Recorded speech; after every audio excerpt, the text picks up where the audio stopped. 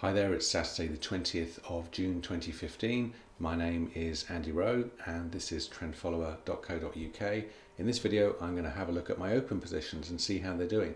I'm going to look at them in alphabetical order, so let's start off with Amara Mining, and this week it had a bit of a rise, so that's good. It seems to be pretty much going sideways at the moment, which is okay as long as it doesn't go down any further. I'm looking for this to rise up. If I open the graph up, you can see it's really at quite a low point overall. So I'm looking for it to jump up. So we'll see if that happens or not. BT Group has gone up a bit this week, which is great. You can see where I bought it. You can see where it is this week. It's gone up a little bit. Carclo, Plastics Engineers have gone down a little bit this week. Yeah, they're kind of tracking sideways at the moment, I guess. CLS Holdings, so this is a real estate investment trust. Now, CLS Holdings has a number of positions on continental Europe, so I think this is being probably affected adversely by the Greek situation.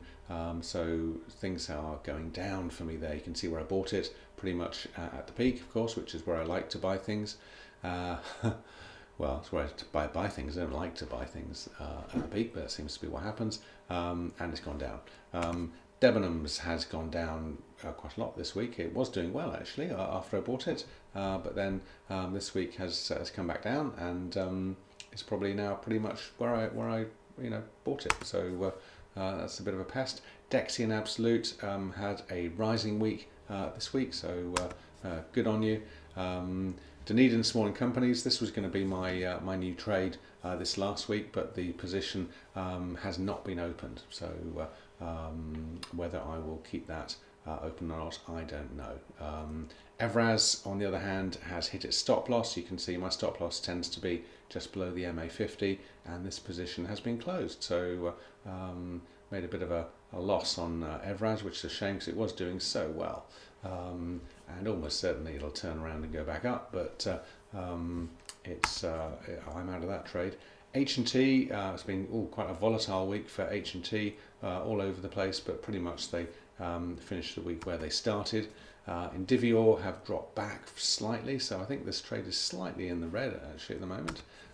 Man Group's come down more, which is a shame. I would say my stop is somewhere here. It's a profitable trade, but I really want this to turn around and start going up.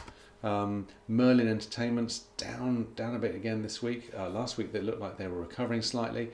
This week, not looking quite so good. Now, I think they do have quite a few theme parks and so on continental Europe, which seems to be having a bit of a hard time at the moment. Northgate Vehicle Hire down slightly. Again, you can see the share price seems to be going sideways at the moment. Nove Group, this is a non-life insurer, and they fell back a bit this week. Rank Group, so travel and leisure, casinos and so on, down quite a lot this week. Red Group, down very slightly, no real change. Royal Mail, down slightly.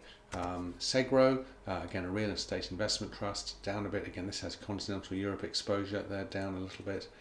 Telecity is back a little bit. TR Europe is down, so this probably now is at the same price that I bought it at.